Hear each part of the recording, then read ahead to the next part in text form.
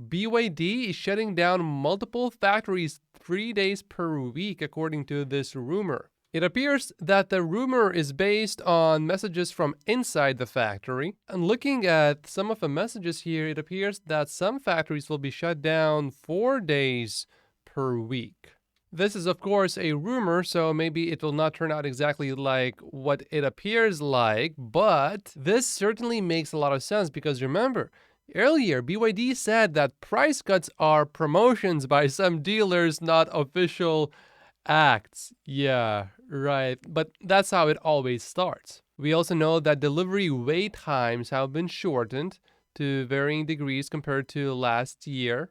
Although, one important thing to point out here is that these discounts were not exactly huge, but if they are cutting production now instead of discounting, what does that tell you? To me, it tells me that their profit margins are absolutely tiny on their vehicles. Perhaps non-existent for EVs. I mean, they don't separate their EVs from plug-in hybrids. So how would I know if they make any profit with EVs? If they made profits from EVs, then certainly they would break that down because investors really want to know that. Also on March 9th, BYD seemingly did another discount, and this time it was for the all-electric Seal model. Not a huge discount, 8,888 yuan, but clearly these discounts are all over the place. And BYD Seal is a direct competitor to the Model 3. BYD is clearly hurting here. Looking at BYD sales that include hybrids, the growth has been quite impressive. About half of these were pure battery electric vehicles, but it appears that they expanded too quickly. And if you look at BYD Seal sales, monthly sales, in December and November, they were close to 16,000 sales per month, but now it's about half.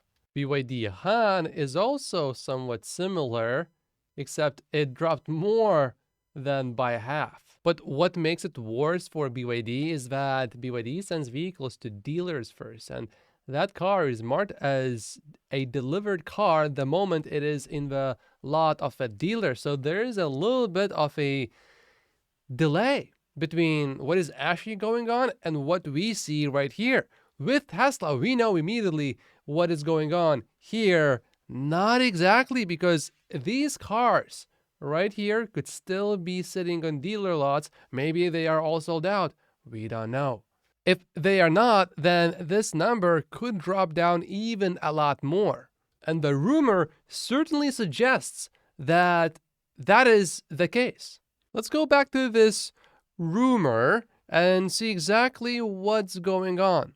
Here's the full message in Chinese, and we are going to translate it. All right, so we have our translation here. According to reports on the internet, some production lines of BYD have started to work only 4 or 3 days per week because seemingly the orders cannot keep up with production. BYD's factories require a lot of manpower.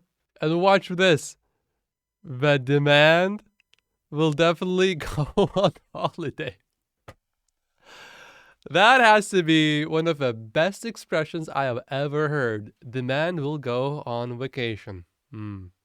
For BYD, the pressure of rapid decline in demand may be greater than for other manufacturers. Interesting. And the production capacity right now is too large. If the capacity utilization rate is low, the company's report will be extremely ugly. BYD built a lot of capacity recently, and it is time for a large amount of depreciation to be accrued this year and next year. Combined with insufficient orders, it will be very sour. Right now, I certainly would not want to be BYD. Their margins are so low and they have to cut prices. Not a good combination. The message here basically says that BYD is going to struggle a lot more than others because they overbuild. So when times are good, it's great for BYD if they can sell everything. But when times are bad, it is much worse for BYD because you have all of these fixed costs of running these factories. China currently has a fairly high penetration of EVs. 22% of all new car sales in China were 100% electric last year.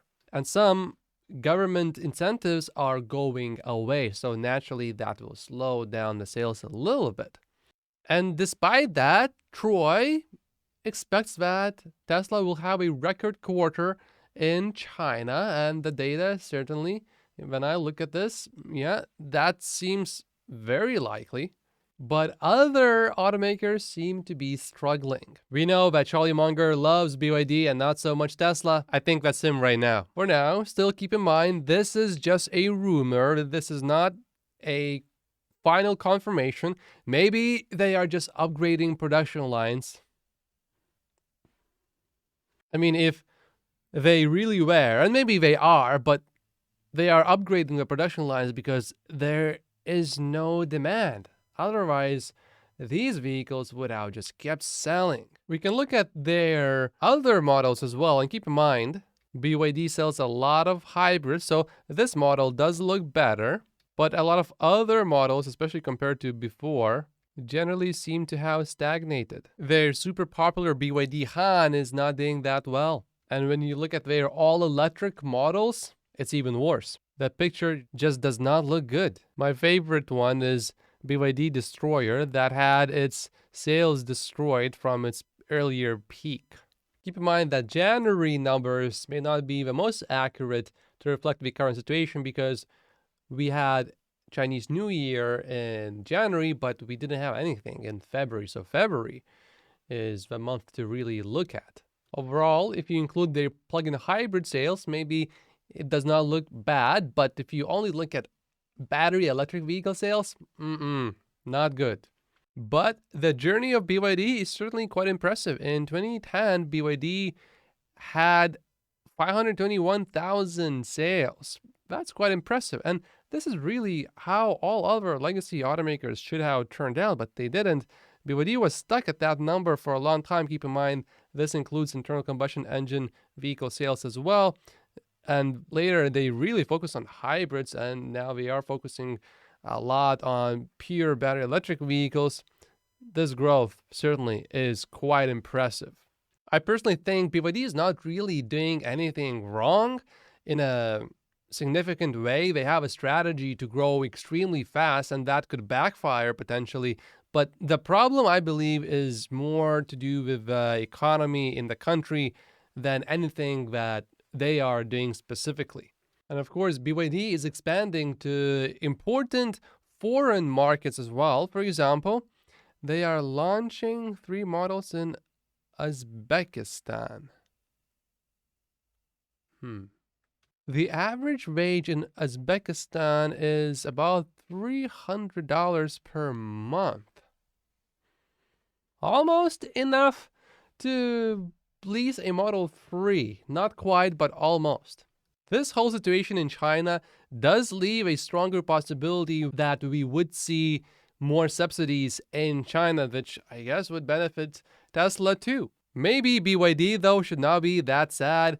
JP Morgan, turns out, as reported by Wall Street Journal, owned bags that's supposed to have nickel in them, but turned out to be full of stones. This is the Tesla stock buying opportunity explained by Elon Musk. My name is Matt Posius. Like and subscribe if you haven't yet, and I will see you in the next video. Thank you so much for watching.